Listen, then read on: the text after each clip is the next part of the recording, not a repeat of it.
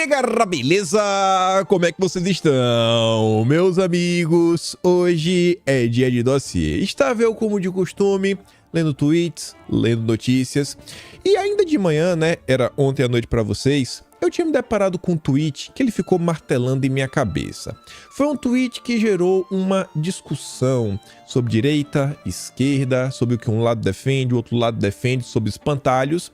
E no meio do processo, vendo algumas notícias de Bolsonaro, vendo algumas notícias que saíram na imprensa, aquelas notícias absurdas, começou a martelar uma coisa em minha cabeça. Eu falei, rapaz, como as pessoas são enganadas, como as pessoas não conseguem enxergar muitas vezes o óbvio, e como muitas vezes elas acham que o problema, na verdade, tá no lugar totalmente errado. E aí, diante disso, sai da Biblioteca Nacional, sabe como é, né? Toda vez que eu paro para ler notícia antiga, surge alguma coisa. E aí, munido com um questionamento, fui pesquisar uma coisinha, fui pesquisar outra, juntando com as notícias que saiu, tem um baita vídeo pra gente comentar hoje, onde eu vou começar falando algumas coisas de Bolsonaro, mostrar pra vocês o que saiu na imprensa ao longo do dia de ontem. Tem uma pergunta assim que acho que vai rodar bastante no vídeo, que é quem é que realmente tá do lado do Brasil, né? Quem são as pessoas que realmente se importam com este país? E ali no segundo tema, aquela foto do Dilma com Soros não é aleatória. Vou trazer algumas informações pra vocês que eu acho que vocês jamais ouviram, mais pura convicção que vocês jamais ouviram, porque eu nunca vi ninguém fazer esse tipo de pesquisa. Depois, espero que dê tempo, eu acho que vai dar, ainda de falar um pouco sobre economia, sobre reforma tributária. Se prepara aí que o teu miojo pode estar na mira do Haddad. Quero também falar sobre o agro, e se der tempo, mas acho que não vai dar, falaremos sobre algumas confusões na carreta furacão, legislativo, etc. e tudo mais. E vamos começar. Ontem Bolsonaro, logo pela manhã, postou aqui um vídeo de outro ângulo que eu acho que foi bem interessante, porque os vídeos que foram compartilhados pela imprensa, que eu fiquei surpreso, não só o Poder 360, como o jornal O Tempo, fizeram questão de destacar que Bolsonaro foi ovacionado, mas nenhum conseguiu mostrar um ângulo tão bacana. O Metrópolis também divulgou o vídeo de Bolsonaro, forte apoio, mas assim, cara, isso aqui é sensacional. E a questão é o seguinte, gente, não é eleição, não é 7 de setembro, não é um feriado, não é nada. O que era? Bolsonaro tinha ido ao dentista. Como o cara foi ao dentista, terminou o dia em cima de um trio elétrico. Rapaz, só Bolsonaro mesmo pra fazer uma coisa dessa. Fico até me perguntando, né? O que é que vai ser deste país, sei lá, em algum evento aí que possa ter algum componente política que Bolsonaro vá. Eu acho que vai ser uma baita festa. Bolsonaro também postou ele indo na churrascaria ontem, mais uma vez, parou a churrascaria, onde o cara vai, o cara é abordado, recebe o carinho da população. Eu acho que isso é um indicativo muito interessante do que poderemos ver nas eleições do ano que vem. Eu acho que as pessoas cada vez mais estão despertando, seja a direita, a esquerda, sabe, woke, a turma está começando a se preocupar mais com política. E eu acho que a turma vai ficar de olho, né, o que está acontecendo, que serão os candidatos de Bolsonaro. E eu tenho esperança que teremos um resultado muito melhor do que nós tivemos em 2020. E aí, diante de toda essa força que Bolsonaro tem, o que é que cabe à imprensa? Tentar desumanizar Bolsonaro e os seus apoiadores. E aí, vejam só. Antes da gente mostrar algumas coisinhas, na verdade eu esqueci de eu colocar essas notas aqui primeiro, a gente tá vendo ainda discussões aí em torno do dia 8. Tem algumas coisas que eu sempre fico me questionando, né? A Globo teve acesso com exclusividade. Sempre a Globo. Qualquer coisa que possa atrapalhar Bolsonaro e favorecer o Lula, normalmente é a Globo que tem acesso exclusivo. E tá lá, né? São imagens policiais se escondendo no banheiro, que é muito intrigante, né? Como assim estão se escondendo no banheiro? A Eliane Cantanhede fala que eles teriam a obrigação sim de enfrentar e controlar a situação. Não tentaram, simplesmente fugiram. Sim, vale a pena o questionamento também, né? E aí, esses vídeos, o que é que isso vai interferir, não vai interferir? Quais são as imagens? O que é que as imagens do dia 8 realmente revelam? Porque não só tem as câmeras lá, esse aqui foi no prédio do Judiciário, e no Congresso, e nos ministérios, e aquele alvoroço que a imprensa fez, né? Aquela raiva que eles estavam, porque a oposição também quer ver, né, as imagens lá do ministério, ver como é que estava o Flávio Dino, se realmente estava trabalhando para tentar impedir o pior. Aí, voltando mais um pouco para a questão da imprensa, e o tratamento que eles dão e tentar responder essa pergunta, quem realmente está preocupado com o Brasil? Você vê como são as coisas. A pauta da Globo News, ela gira em torno de uma única coisa. Como podemos ajudar Lula e prejudicar Bolsonaro? Olha a grande discussão que eles estavam trazendo. Quem está chefiando o Batalhão das Forças, lá em Brasília, onde o Mauro Cid está preso, é o tenente-coronel Bruno Fetti, amigo do ex-ajudante de ordens de Bolsonaro. Tá, e daí?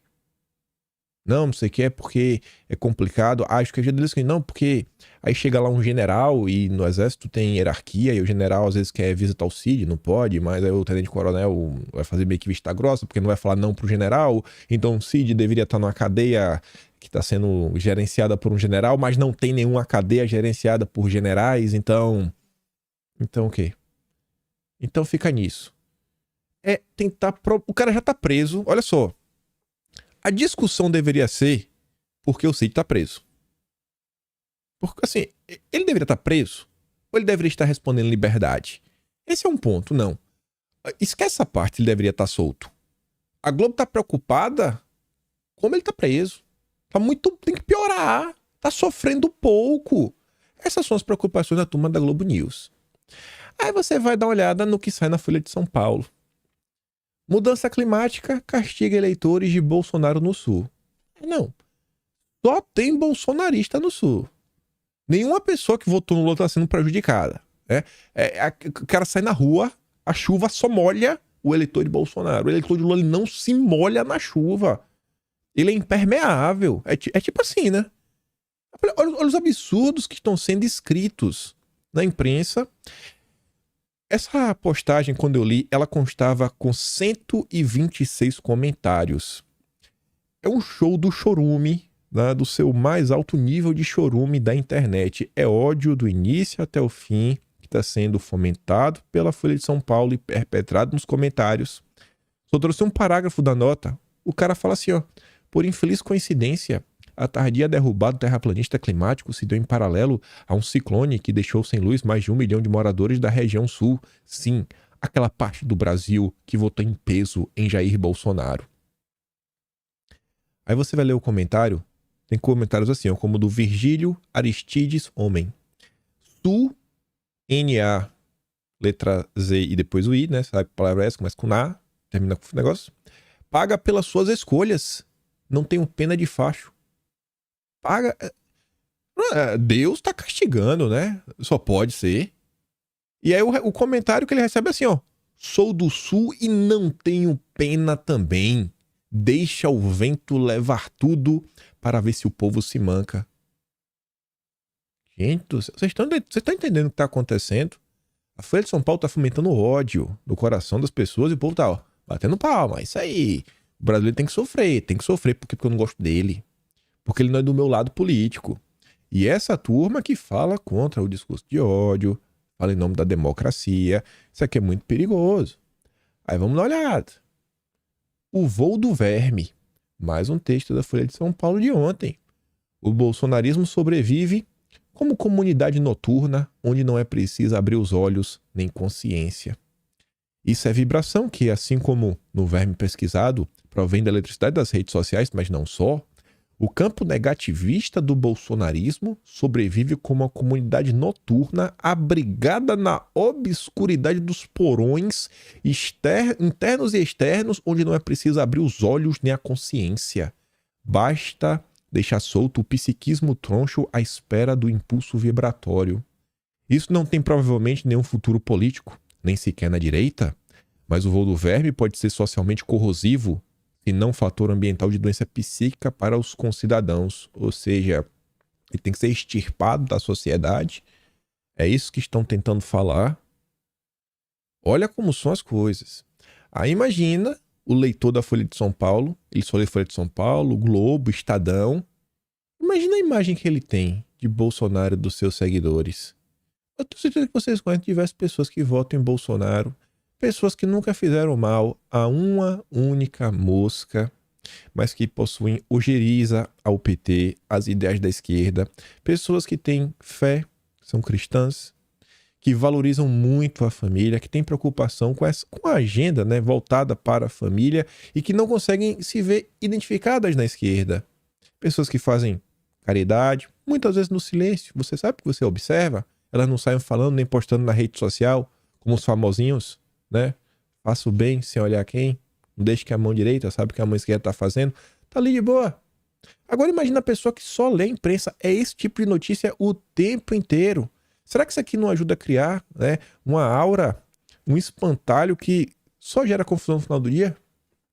Aí depois vem uma notícia que não é sobre Bolsonaro, mas aqui é para tentar mostrar outra coisa.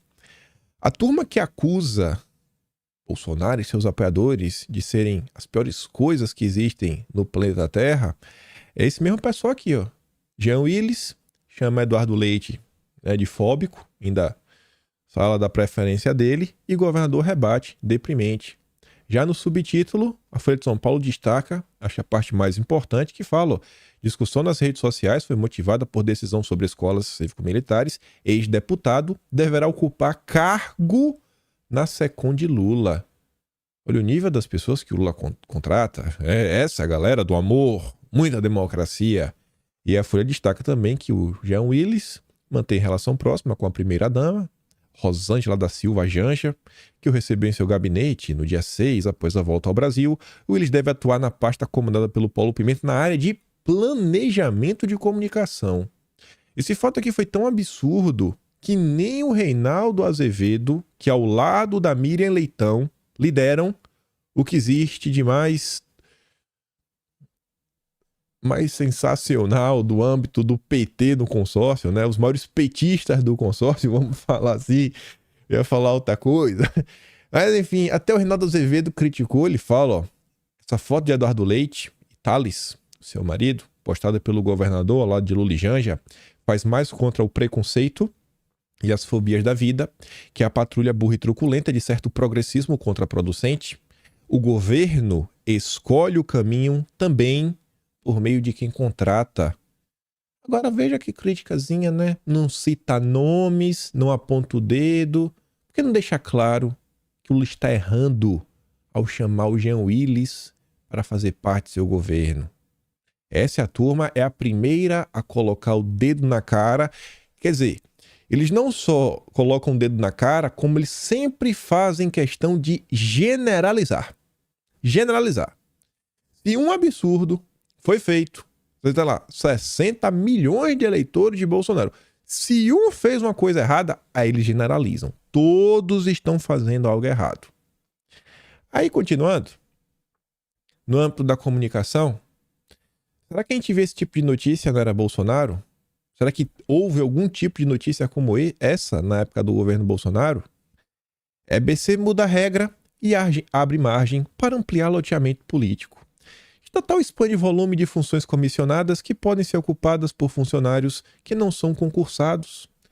A diretoria executiva da EBC decidiu na semana passada aumentar o número de cargos que podem ser preenchidos por indicações políticas. A partir de agora, apenas metade das funções comissionadas da estatal terá que, obrigatoriamente, ser ocupada por funcionários concursados. Antes, era 70%. A cada 10 funcionários, só 3 podiam ser indicações políticas. Agora, a cada 10, 5 pode ser indicação política. Essa é a turma do amor. E aí você vê, né? O Globo só nota, não, e depois no longo da noite fala, não, teve um sindicato que reclamou, que isso é um absurdo, né? Não, olha só. Agora tu já pensou se fosse o governo Bolsonaro? Não, era engraçado. Na época de Bolsonaro, a imprensa criticava o seguinte: Bolsonaro nomeia aliado para tal lugar. Ele deveria ter nomeado o opositor? Ele deveria ter nomeado um lulista? Era isso? Mas a imprensa fazia questão de problematizar.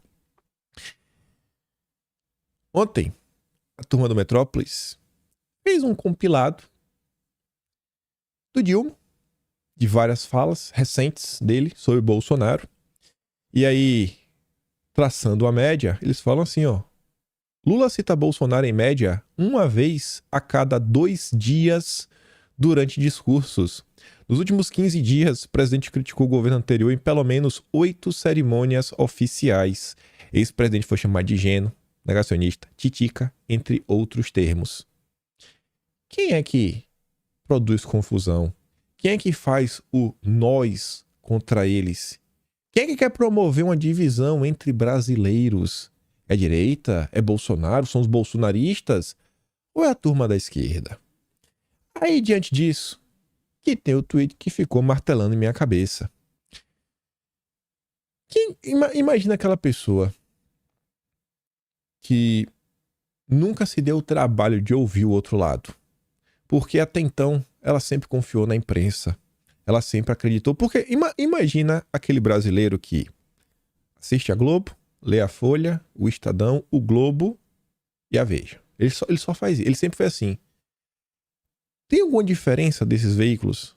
No final do dia, normalmente não. Na Veja, que ainda não é tão politizado assim, né, não é tão choroso, querendo ou não, ainda tem o Matheus Leitão.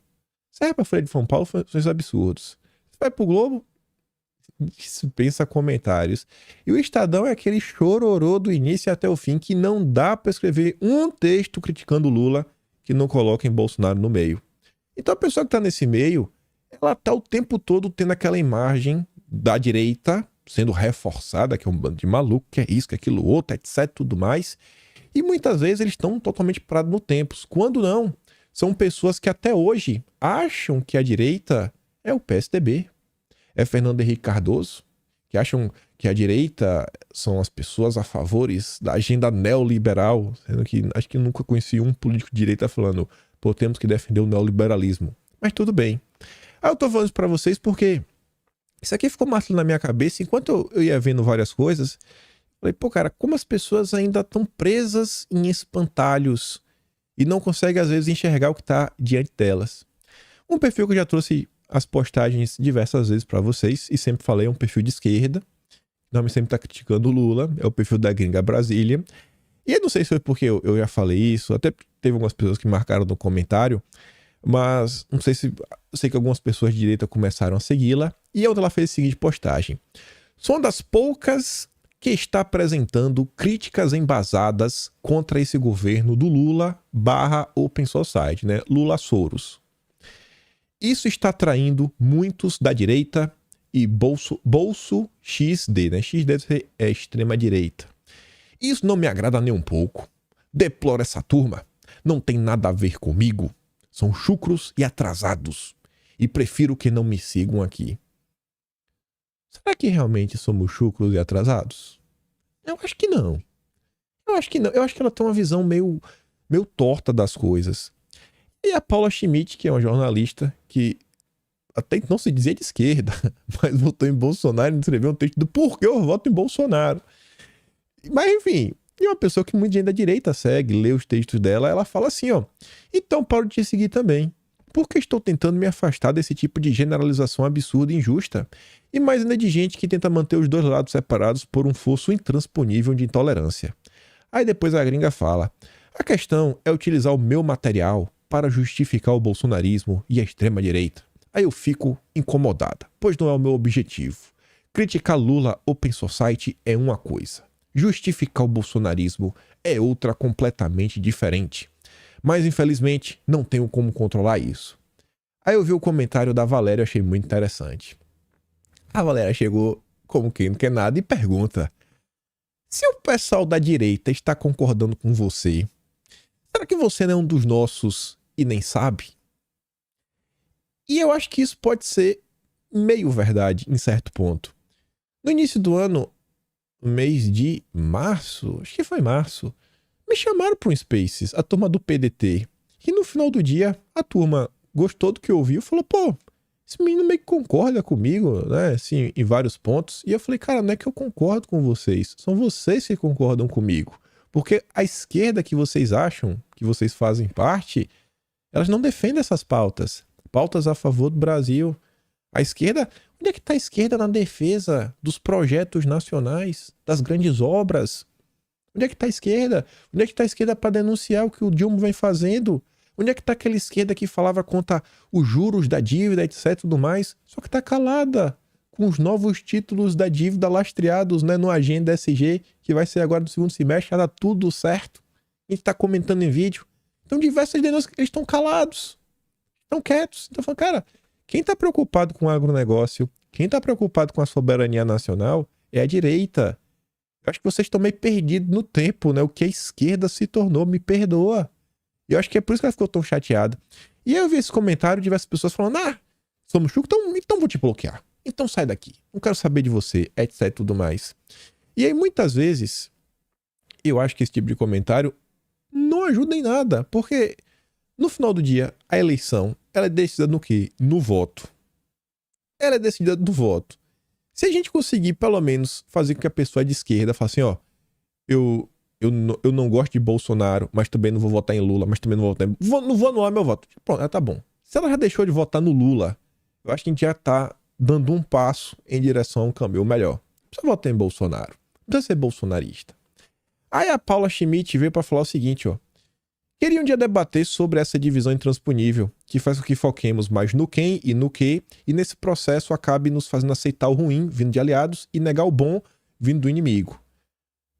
Eu não acho que tem muita coisa boa vindo aí por parte do Dilma, mas eu consigo lembrar uma vez que eu defendi o Dilma, quando ele propôs aí que o Brasil deveria conseguir, né, de vir investir e ter tecnologia para fabricar semicondutores. Eu falei, pô, eu tô do lado dele.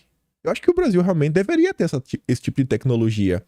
Enquanto os liberais, como o Pércio Arida, estavam contra. Não, que isso não é o papel do Brasil. Não é o papel do Brasil na divisão internacional, o trabalho de produzir semicondutores. Então, eu consigo. Eu falo, não, isso eu consigo. Assim também como eu consigo trazer as postagens da esquerda e mostrar, olha as críticas que eles estão fazendo. Quando eles falam sobre as ONGs, quando eles falam sobre forças internacionais agindo no Brasil, porque eu estou preocupado com o país. Eu consigo valorizar a informação muito mais do que quem está trazendo a informação. Vocês que me conhecem, quantas vezes eu não trago uma informação de alguém da esquerda mostrando, olha o que a esquerda está falando. A Paula diz, exemplo, a indústria de patenteamento da vida natural vem crescendo com facilidade por causa disso. Falando não, que tem muito bilionário ganhando rios de dinheiro e às vezes fica com torcida organizada. Eu desconheço pessoas da direita que bate palma para bilionário que faz biopirataria. Mas tudo bem. E depois a Paula diz, mas eu te entendo sim. E acho que frequentemente cometo o mesmo erro. Acho que isso merecia muito um debate. Vou tentar organizar. Quem sabe tu topa. Chamar o Kim. Fiquei até lisonjeado. Falei, rapaz, lembrou de mim. Estou sendo lembrado como uma pessoa para dialogar. E ainda falando do governo Lula Soros. Falei, eita, sou esse cara. Brincadeiras à parte. Depois a Paula diz, né? Voltei a te seguir. E isso ficou na minha mente. Você vê aquelas matérias que saem, né? Bolsonaro, voo do verme, as mudanças climáticas e os bolsonaristas do Sul estão sofrendo, pagando pato. Então imagina como a imprensa não consegue se baixa, não consegue criar espantalho na cabeça das pessoas. E eu fiquei assim na gringa, né? Ela falando, sou uma das poucas que consegue fazer uma crítica ao governo do Dilma, etc e tudo mais. Mas beleza, aguenta aí. A gente vai voltar a falar dela. Mas vamos começar por aqui, no início da viagem, no túnel do tempo. A gente vai começar por ontem. No dia de ontem saiu essa nota. O projeto da Ferrogrão não se sustenta. Diz um ongueiro, né? É quase um ongueiro. É um economista, um especialista, etc. Mas não foi um economista ongueiro no final do dia a favor da agenda SG. Ele tá contra a Ferrogrão. É uma obra que não vale a pena. Tá bom. Ele fala assim, segundo o economista, a modelagem do projeto atual estima um gasto de 11 bilhões em 9 anos para implantação. Contudo, um estudo feito por Pritchak mostra que as despesas podem alcançar até 37,38 bilhões em um prazo de 25 anos para o fim das obras. O cara que diz que a Ferrogrão se sustenta é o cara que fez esse novo cálculo. Aí você se pergunta, rapaz, como é que a Ferrogrão saiu de 11,7 bilhões em 9 anos para 37,4 num prazo de 25 anos? Que matemática que esse cara fez para falar que não se sustenta? Já te conto. Esse cara é a favor da agenda verde. Aí, qual é o grande ponto? Esses valores podem ser alcançados caso o traçado da ferrovia tenha que contornar o Parque Nacional do Jamanchim. No momento, O desenho da ferrovia atravessa 53 quilômetros da reserva ambiental e o projeto está travado na mais alta corte deste país, que vai julgar a constitucionalidade da MP 758 de 2016, posteriormente convertida na Lei 13452 de 2017, que alterou os limites do parque para beneficiar a Ferrogrão. A gente já comentou sobre esse caso. O impacto do parque com a rodovia vai ser de 0,054%, se eu não estou enganado. Mas não pode. Não pode. Não pode. Não pode. É um grande problema. Aí, falando da Ferrogrão, só para terminar aqui o cidadão, para vocês saberem o que passa na cabeça do cara que fez esse cálculo de quase 40 bilhões. Além de levantar dúvidas sobre os benefícios socioeconômicos da obra, Fritz Schack manifestou preocupação em relação aos impactos ambientais do projeto que atravessa a floresta amazônica. Na visão do economista, a construção de uma ferrovia que atravessa o bioma vai contra os compromissos assumidos pelo país para preservar a floresta e reduzir o desmatamento. Esse é um projeto que vai ter um impacto, como vários estudos estão demonstrando, de primeira ordem em termos de desmatamento. 0,054%. Indo contra os compromissos que o nosso governo assumiu. Não somente esse governo, mas o governo anterior, e principalmente agora esse governo assumiu os compromissos de preservar a Amazônia, de reduzir e eventualmente zerar o desmatamento. O Brasil tem que estar fadado a parar no tempo, a não se desenvolver, porque não pode derrubar nenhuma árvore. Zero. Veja o que é que passa na cabeça da galera.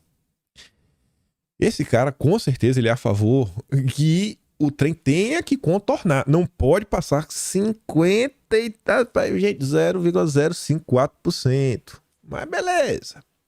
Aí, no mês passado, eu acho que é por isso que ela acha que eu estou aqui fazendo as críticas pertinentes. Eu acho que ela já não sabe que outras pessoas também estão preocupadas com esses assuntos. Eu acho que falta esse conhecimento. Se ela soubesse, ela ia perceber que, o bolsonarismo que ela acha que é chuco e atrasado, não é tão atrasado assim. Aqui é uma postagem que ela fez. Beleza, muito mais bacana, né? Todo com um desenhozinho gráfico, bonitinho, falando da Ferrogrão, falando da Marina, falando do Zongueiro, falando que a gente está atrapalhando. Eu não vou fazer essas imagens, está no Atlas, que já está disponível, kimpaim.com.br, um capítulo lá específico sobre a Ferrogrão. ONGs e fundações imperialistas que operam para o governo dos Estados Unidos, Open Society, Ford, etc., têm uma presença cada vez maior na sociedade.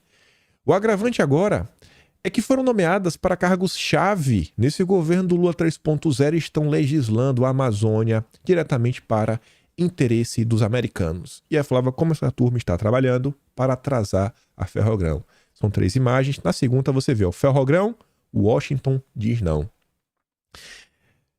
Aqui a imagem, né? Bonitinha que ela fez, todo desenhado, com alguns passos, que está acontecendo. Ela, inclusive, faz um paralelo até com aquele país vermelho, mostrando, lá tá cheio de ferrovias. Aí você vê, por exemplo, o Elias Jabbour. Ela deve seguir o Elias Jabbour, porque é um cara de esquerda. É o cara que tá lá auxiliando a Dilma no Banco dos BRICS. O Elias Jabbour, na época, também fez uma crítica. E também pontuou essa aproximação do Dilma com o Soros. O terceiro parágrafo fala assim, só repetiu que a Open Society e outras organizações inimigas do Brasil quer que repetimos? Uma pergunta? É possível fazermos transição energética sem novas infraestruturas e milhares de quilômetros de trens de alta velocidade? Mas ficaremos calados diante da proposta do Soros de investir 150 milhões de dólares para formar ativistas para proteger a Amazônia? Alguém acredita que Soros e a Open Society estão preocupados com o futuro do Brasil? Por que o centro da esquerda diante desse absurdo?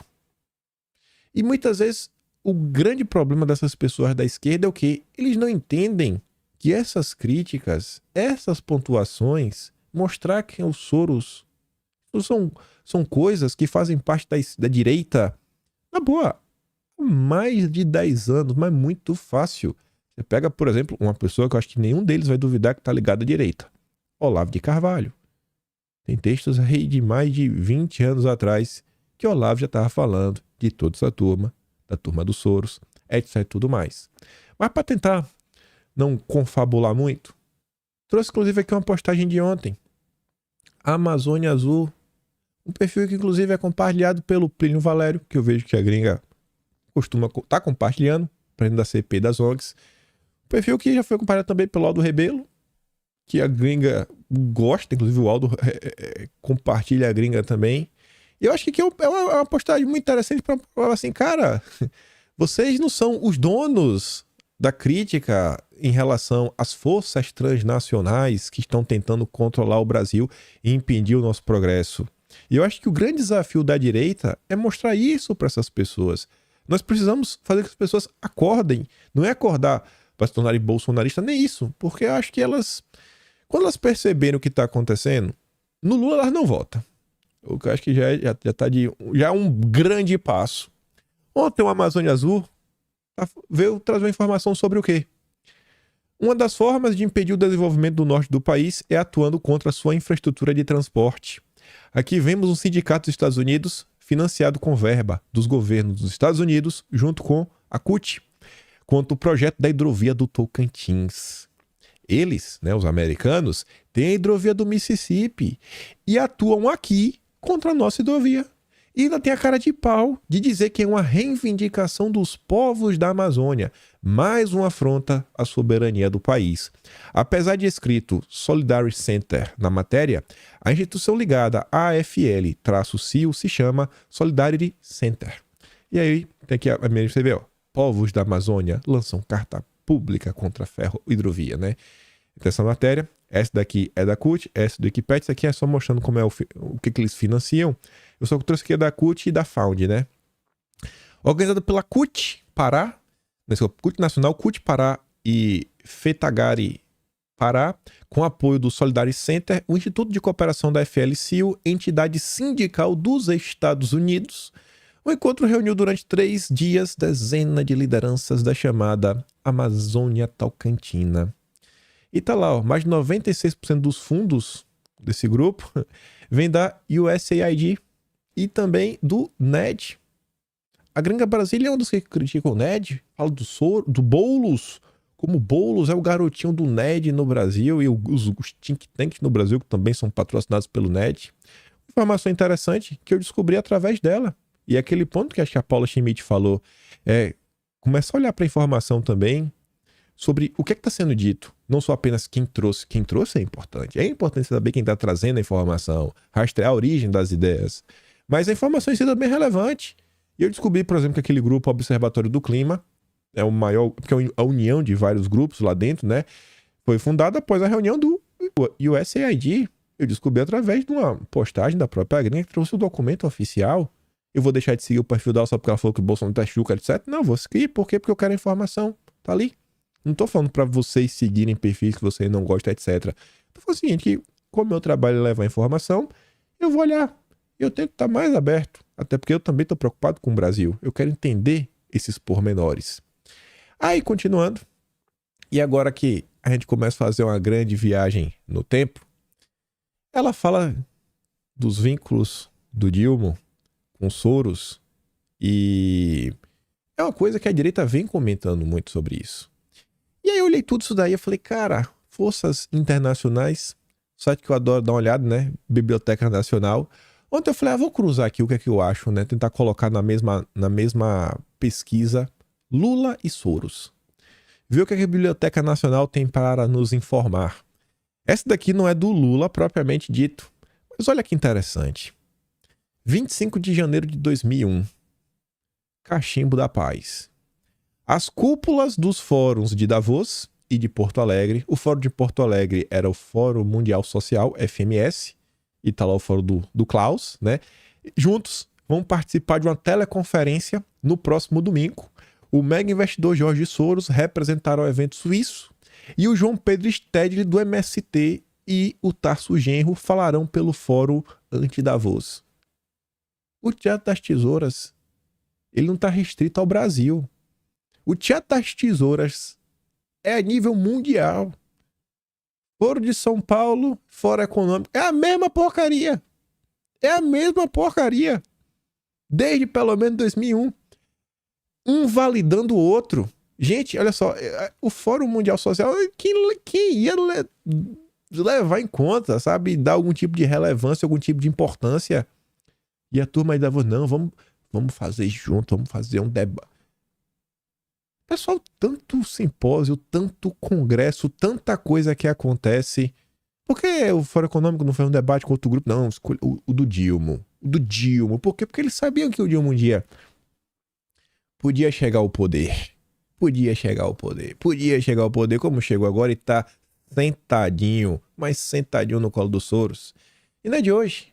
Desde seu primeiro mandato, a quantidade de ações que essa turma da esquerda fez entregando o Brasil para essas forças transnacionais não tá de brincadeira. E eu vi isso, né? Eu falei, rapaz, o que mais eu acho, né? Eu adoro entrar no site da Biblioteca Nacional. Para você que nunca viu e quiser conhecer, eu te recomendo. É assim que se aparece no site. Eu sempre gosto de utilizar essa pesquisa do meio, que se chama período, onde você pode escolher ali no primeiro item, que é um período de décadas. Você coloca lá, vai de 10 em 10 anos, né? De 1950 a 1959. Local sempre deixa todos, periódico também. Se você quer mudar só desse local, só desse periódico, né? Só desse jornal. E na pesquisa você coloca. Você pode colocar entre aspas. Você pode colocar 2 termos entre aspas e ele vai tentar achar numa mesma página de jornal o que tem os 2 termos. Sei lá, você bota, por exemplo, como eu achei aquela, eu botei na mesma página, entre aspas, Lula, espaço, entre aspas, Soros. Não botei os 2, né? Lula, Soros, entre aspas. Não, Lula, fecha aspas, abre aspas, Jorge Soros, fecha aspas. E aí eu falei, rapaz, tá falando do Fórum Econômico, do Klaus. Ninguém tem dúvida que a turma do Soros está no Brasil, tá operando aqui há muito tempo. E a turma do Klaus? Vocês já pararam pra pensar quando foi que o Klaus começou a interferir no Brasil? Vocês vão falar que não, o Klaus não interfere no Brasil, né? Nada acontece, tá tudo de boa. E aí eu coloquei o termo simples, Klaus Schwab. Só isso. E comecei de 1970 pra cá, porque eu sei que a primeira vez que teve o evento, nem era na época fora, né, do coisa, era outro nome, era europeu, e foi em, acho que 21 de janeiro de 1971. Então, olha, eu vou começar da década de 70. E é o que eu digo pra vocês. Sai da Biblioteca Nacional, é interessantíssimo. Essa aqui é a capa do Jornal do Brasil, de 18 de novembro de... não. Calma. Ainda não é do Klaus. Lembrei. Ainda pesquisando... Quer dizer, já pesquisando sobre o Klaus, e como a gente tá falando aqui do Dilma, antes de falar de como o Klaus chegou, foi mal. Calma que a gente vai falar quando que o Klaus veio no Brasil pela primeira vez. Mas antes, aí eu comecei a pesquisar, comecei a passar os anos, o que tinha do Klaus no Brasil. Do mesmo jeito que os Soros, eles validaram o fórum, né, lá social mundial, que é do Fórum de São Paulo, do PT, que aconteceu lá em Porto Alegre. 1988, 18 de novembro. Fórum Econômico Mundial, fundação com sede na Suíça, que reúne para contatos e cooperação os maiores potentados do capitalismo ocidental, além de ministros e ex-ministros da área econômica dos principais países do mundo, fez um gesto de boa vontade para com o PT no encontro de 2 dias que está realizando desde ontem em São Paulo, com a presença de 2 centenas de empresários de Brasil, Europa, Estados Unidos e Japão. Por iniciativa do próprio presidente, do próprio Klaus, foi convidado para o jantar, um jantar fechado, no Mofarrege Sheraton, o hotel, né? O deputado Plínio de Arruda Sampaio, um dos gurus do PT paulista e membro certo do círculo mais íntimo de assessores da futura prefeita Luiz Erundina. Chegou ao poder? Senta aqui no meu colo. Senta aqui no meu colo, Lula! O PT é puxadinho dos globalistas desde que o mundo é mundo. Ali em outra página, né? Que já foi depois do evento. Dias depois, dia 18 de novembro de 88, também no Jornal do Brasil, Plínio diz a empresários, que o PT governará com a lei. Vamos dar uma olhada nessa matéria, em alguns trechos. O PT, criado há 8 anos, provavelmente nunca sonhou em expor tão cedo suas ideias para um público como este. Que público? 78 altos dirigentes de empresas estrangeiras com negócio no Brasil, 67 executivos de primeiro escalão de indústrias e instituições financeiras nacionais e representantes diplomáticos de 24 países. Os seus chefes. Enfim, por meio do deputado federal Plínio de Arruda Sampaio, 58 anos, uma mensagem tranquilizadora. O PT é um partido legal, assinou a Constituição, sabe que vivemos num regime capitalista e por isso governará dentro da lei. Ou seja, estamos prontos para fazer parte da estratégia das tesouras. O poder vai alternar, mas sempre vamos seguir as ordens lá de cima. No jantar fechadíssimo no Sheraton, a palestra do deputado que terminou em debate e aplauso. Olha só, aplauso, gente, do Fórum Econômico. Né? Lá o Fórum Econômico, né? Promovido pela...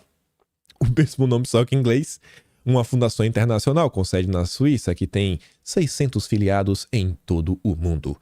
O Jornal do Brasil teve acesso ao encontro que, quebrando uma tradição dessa fundação, que sempre marcou seus eventos pela atmosfera de privacidade, ou seja, era tudo secreto, ó, não conta, mas era o PT, né? Então tinha que olhar com lupa, vai lá, fazer para que se o PT falar algo errado, vamos dar uma rasteira.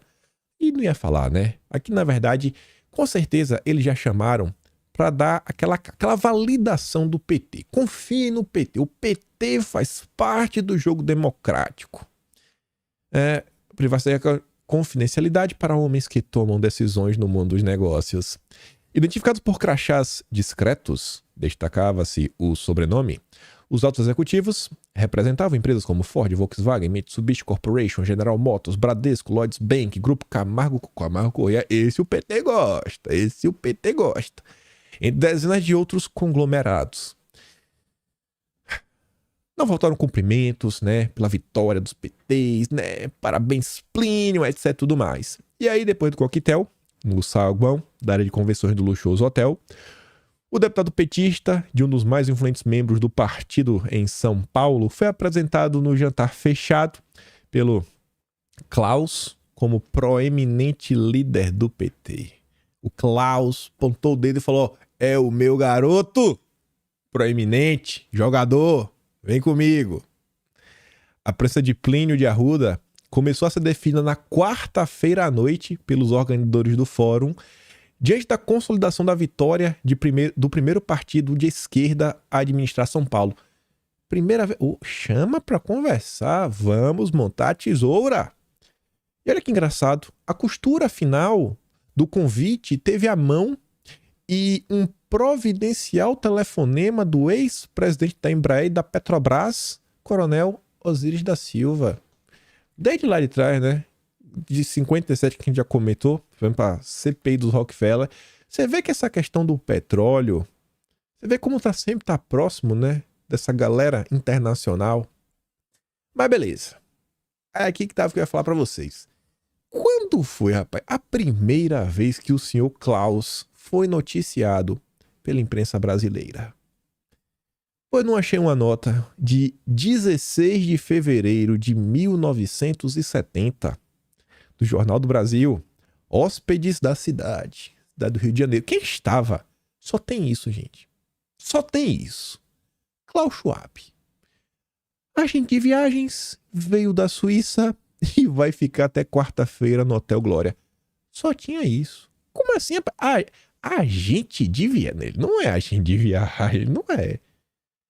11 meses antes do primeiro encontro do que iria se tornar o Fórum Econômico, o cara veio ao Brasil.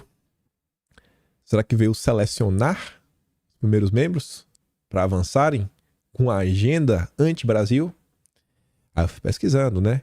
Esse fórum tinha outro nome na época. Era Simpósio Europeu de Administração. E eu só consegui encontrar um membro, um grande felizardo. Eu encontrei cruzando as palavras Davos e Suíça. Eu fiz questão de colocar... Na verdade, essa daqui, desculpa. Foi Davos e Suíça, mas depois eu achei outra notícia. Depois eu coloquei Simpósio Europeu de Administração. Essa mesma notícia, ela saiu em pelo menos 3 jornais diferentes. Eu achei, pensando inicialmente, Davos e Suíça. Aí depois eu coloquei o Simpósio para ver o que eu achava mais. E aí, essa aqui, como estava com um texto mais nítido, eu resolvi trazer. Essa daqui saiu no O Jornal, que é do Rio de Janeiro também, 21 de janeiro de 1971. E esse é o dia do primeiro encontro.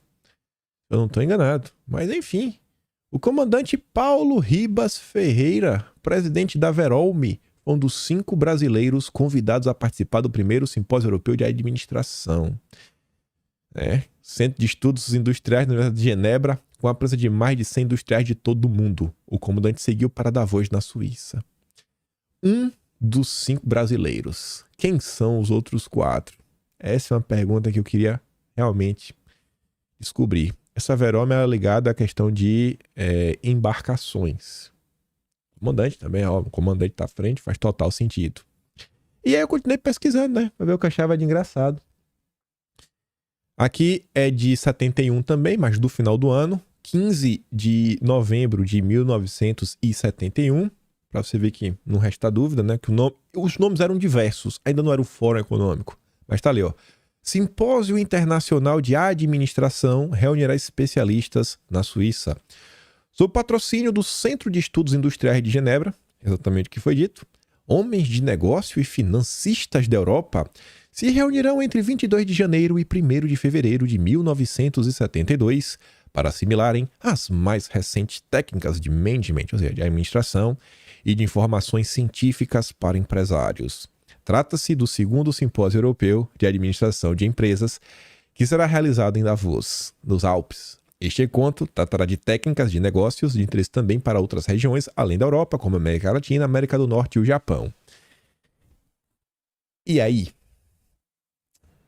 Aqui eu vou me restringir a uma sugestão, porque o assunto é muito pesado. Mas tá assim, né? O doutor Klaus Schwab, né, o diretor dos Centros Industriais, informou que uma pesquisa realizada, participantes, mostrou que 99 deles se declararam favoráveis à repetição desse tipo de reunião no próximo ano. Né? Já vingou, já deu certo. Quem estava lá nesse segundo? O cientista Wernher von Braun, da NASA.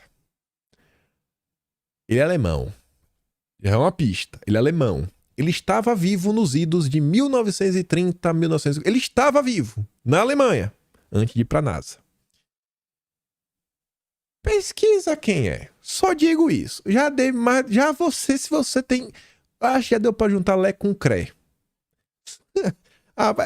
Era a turma que era convidada para participar. Mas, com certeza, né? Ele foi perdoado pelo que ele ajudou a fazer no passado, né? Tanto que foi trabalhar na NASA depois, né? Mas depois dizem que só descobriram dos vínculos dele que ele tinha no passado após ele falecer, né? Mas pesquisa quem é esse cidadão. Pesquisa. É o fórum que tá todo mundo seguindo lá, né? E as ideias que eles pregam são cada vez mais complicadas. Em outra nota de 27 de maio de 1979, estava falando, na verdade, sobre encontros eletrônicos. Era o início da chamada era videochamada. Na época custava $400 uma hora. Estava dando exemplo de uma ligação Sydney-Melbourne, que já estava existindo, etc. Tudo mais, pipipi. E aí, nessa mesma nota, eles também falavam sobre os encontros que estavam tendo. E aí falava assim, ó.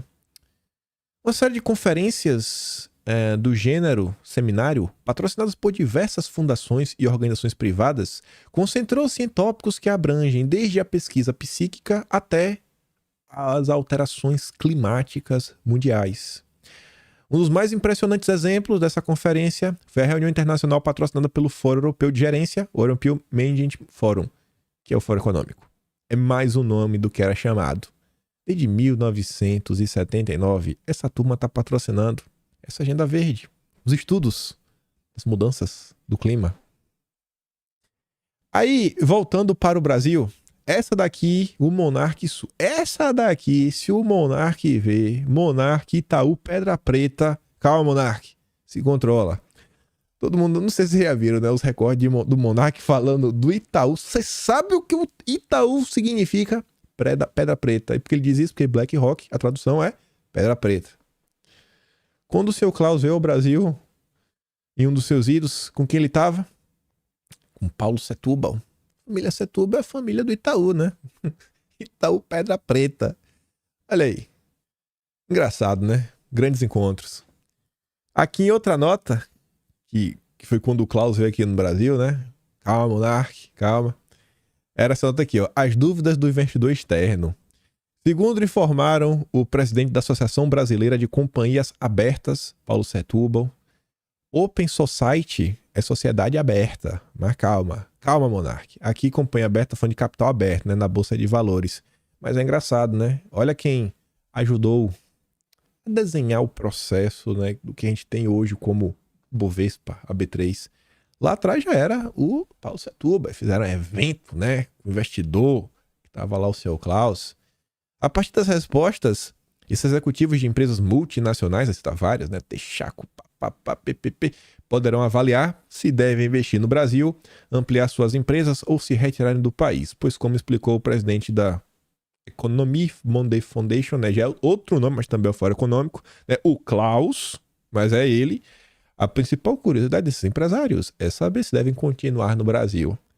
Então, essa turma está no Brasil, criando confusão o tempo inteiro, colocando dedo na cara, tentando ditar o que deve ser a política econômica brasileira, o que deve ser a política fiscal do Brasil, o que deve ser, inclusive, a política brasileira. Gente, vocês acham que esse pessoal tá aí com os e tá dizendo que você tem que fazer o que você não pode fazer? Aqui, outra nota de 4 de junho de 1985. Foi nesse mesmo evento, né? Que era da Brasca. Aí o cara cita lá o que tá acontecendo no Brasil, etc, tudo mais. Aí fala assim, com essas palavras, o presidente da Associação da Brasca, né?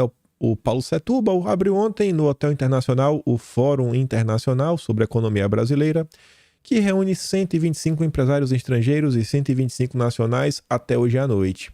O simpósio é presidido pelo empresário, o Klaus, dirigente da EMF Fundação. Segundo o Klaus, o objetivo do encontro é, da parte dos empresários estrangeiros, saber o que pensam os ministros e empresários da nova república sobre inflação, déficit público, greves e outros problemas brasileiros para ver as chances que tem de investir no Brasil. Se vocês nos agradarem, tem dinheiro. Se a gente não agradar, a gente não tem dinheiro. É basicamente isso. Basicamente isso. As forças internacionais estão aí há muito tempo. E eu acho que quem vem fazendo críticas contundentes não são apenas pessoas, gatos pingados dentro da esquerda. Acho que tem muita gente na direita preocupada com esse tipo de assunto. Talvez, inclusive, seja a turma que mais esteja criticando esses temas. E aí, continuando, um tema que nem a esquerda conseguiu defender. Eu parei para assistir um bate-papo do Atushi, o chefão do Brothers 47, e do Rui Costa Pimenta. Nem o Rui Costa Pimenta conseguiu defender, que foi a reforma tributária. Temos aqui mais alguns comentários. Falei para vocês do miojo, né? O miojo está em risco. Mas antes disso, se liga no Emílio. O que eles querem fazer é tudo ser Brasília. Por quê? Pois é. Tudo vai para Brasília, todos os impostos vão para lá, e aí o que acontece? Papai divide, Distribui do jeito que quer. pão do jeito que quer, de acordo com a justiça social, ele vai dando um pouquinho aqui, um pouquinho lá. O dinheiro é nosso, E a ele turma organiza. ficava ganhando. Então, meu amigo, não sei, mas o que eles querem fazer? Será que vocês confiam no PT? Será que esse conselhão não vai dar ruim? Vamos tentar entender, né? No dia de ontem eu vi o Carlos Portinho, senador. O que é bom ver um senador postando sobre isso, porque a gente vai discutir o tema no Senado. O Portinho postou a nota do Poder 360, que fala inclusive do imposto do pecado. Eu espero que ele tenha prestado atenção nisso. Estamos na mesma página. Conselho Federativo e alíquotas são equação difícil. Cabe ao Senado salvar essa reforma ou arquivá-la como outras. Jogaram para cima do Senado sobre a classe média e o trabalhador. Bom, ele não fala nada sobre o imposto do pecado. Ele está preocupado com a alíquota e conselhão. Mas é isso. A turma não se ligou nos aspectos ideológicos. Mas vamos dar uma olhada que texto é esse, né? Analistas criticam Conselho Federativo e indefinições de alíquotas. A reforma tributária que passou na Câmara é alvo de ceticismo dos analistas quanto à diminuição de favorecimentos fiscais. O texto vai passar por essa discussão e prováveis mudanças no Senado. A insatisfação de parte dos economistas e advogados com o projeto deverá frustrar os planos de quem defendeu uma aprovação rápida. Abre aspas. A animação de economistas que comparam a reforma ao plano real não faz sentido algum. Essa reforma lembra muito mais o plano cruzado, o plano verão ou o plano Collor. O plano real era outra coisa. Foi elaborado com consciência e com base na experiência de muitos. Em comum, essa reforma tem a mesma arrogância dos planos citados, disse Everaldo Maciel, ex-secretário da Receita Federal. Especialistas defendem que o projeto aprovado na Câmara ainda deixa gargalos importantes e que podem prejudicar a economia brasileira. Vejam só. Felipe Salto, ex-secretário da Fazenda e Planejamento de São Paulo, um cara crítico a Bolsonaro, fez parte da gestão do Dória. Ele fala assim que, apesar de ser favorável à elaboração de uma reforma tributária, disse que a versão final piorou a PEC 45, que, segundo ele, já tinha problemas. Tava ruim, piorou. É uma enorme bobagem, segundo ele, a comparação da reforma tributária com o plano real. Comparar esse monstrengo tributário com o plano real deveria ser considerado quase uma ofensa. Não tem nada a ver, é alho com bugalho.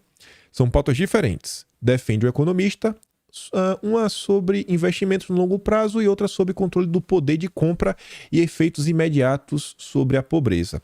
Diz que é preciso definir alíquotas, diminuir o tempo de transição com urgência e estabelecer um dispositivo que proíba novos incentivos fiscais. Da forma como está, não tenho nenhuma dúvida de que vai ser uma verdadeira festa da cocada dos incentivos. Aí eu te pergunto, na mão do Lula, do PT, quem que vai ganhar os incentivos? Os novos campeões nacionais verdes ou qualquer um que atingiu os critérios técnicos? O que é que você acha? O que é que você acha, companheiro? Hein, camarada? Evandro Maciel, ex-secretário da Receita, disse que a solução começou de trás para frente e que não tem chance de dar certo. Ninguém gosta de tributos. Inventaram uma série de palavras sem nexo. Dizem que querem acabar com as batalhas fiscais. Todos querem acabar com a batalha, mas não tem batalha. É falso.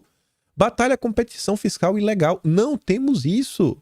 Everaldo classificou o texto aprovado como geringonça federativa porque tem um conselho federativo para a competência de fiscalizar, compartilhar e até criar lei. É o conselhão que o Emílio estava comentando. O especialista declarou que há desconfiança de que alguns estados não repassariam as receitas devidas ao estado destino. Na prática, deverá aumentar o litígio já elevado no país. O economista defendeu que, pelo menos, haja uma espécie de punição na Constituição para casos de não repasse ao estado destino. E acho que isso seria uma boa, né? Vai que a turma do PT resolve aprontar. Vamos botar aqui um mecanismo para... Tem uma multa.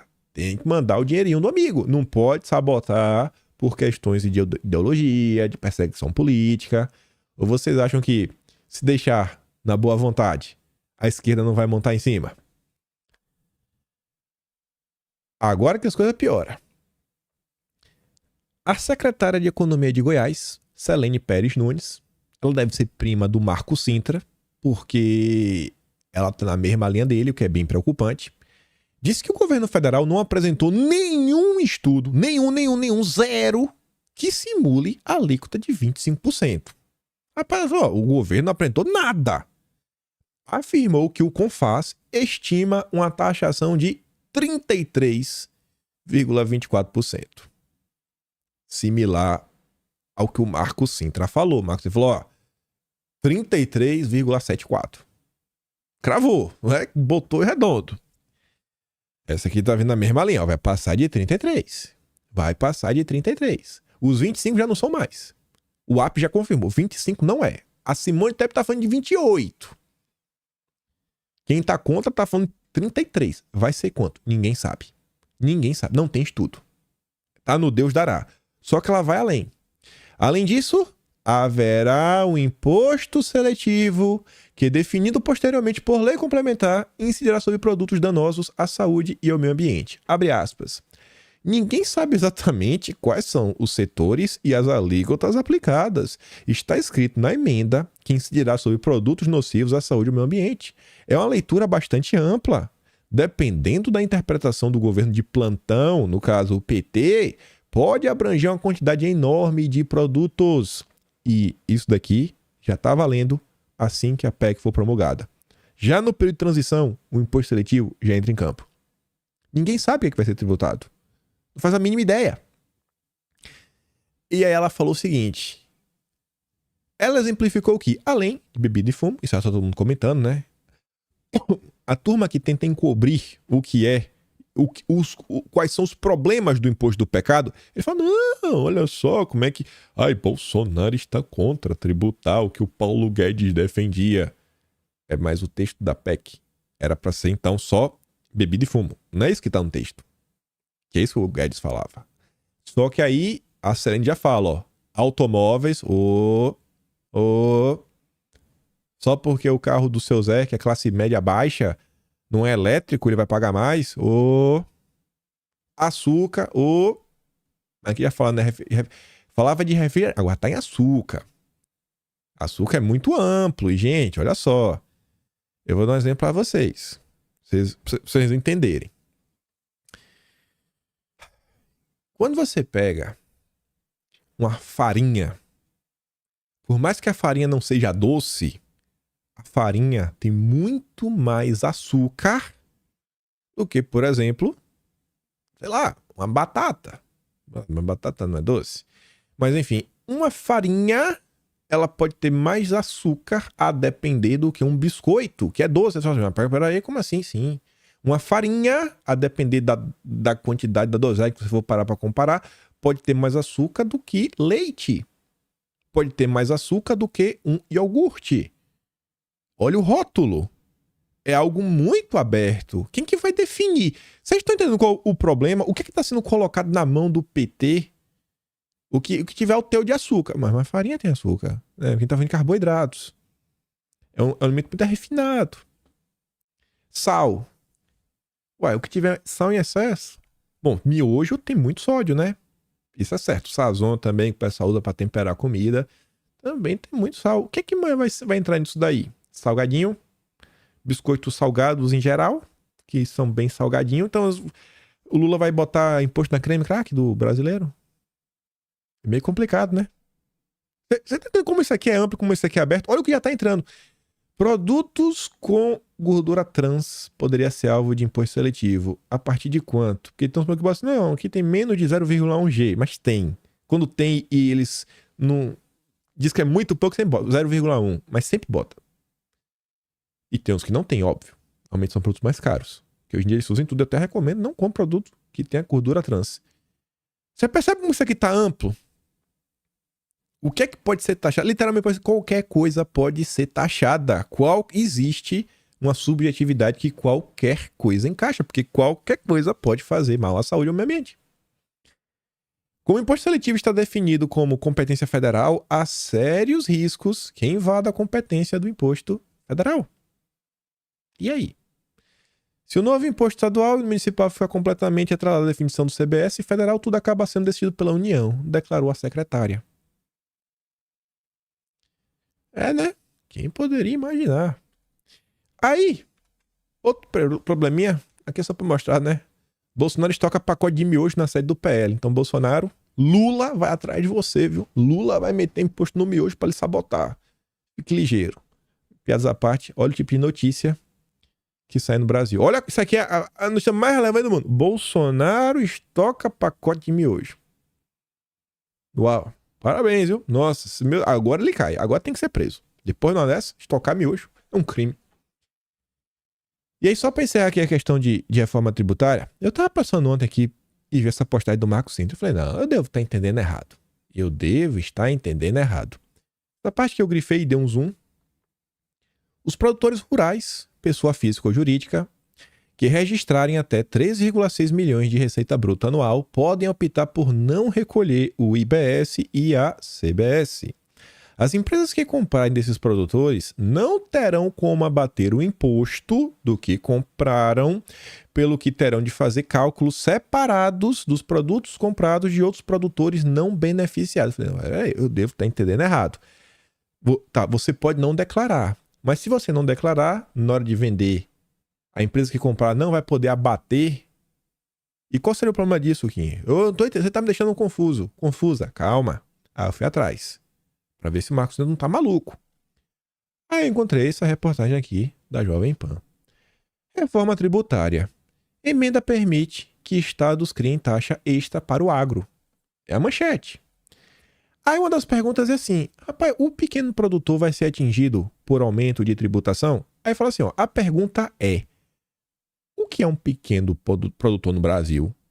Se ele for um pequeno produtor que fatura até 3,6 milhões, ele não vai ter oneração na saída dos seus produtos.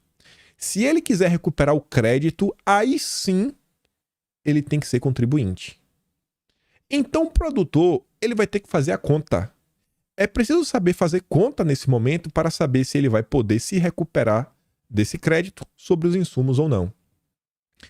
Eu vou dar um exemplo muito simplório mesmo, que não é o desenho total disso aqui, mas acho que você vai conseguir ter um certo vislumbre.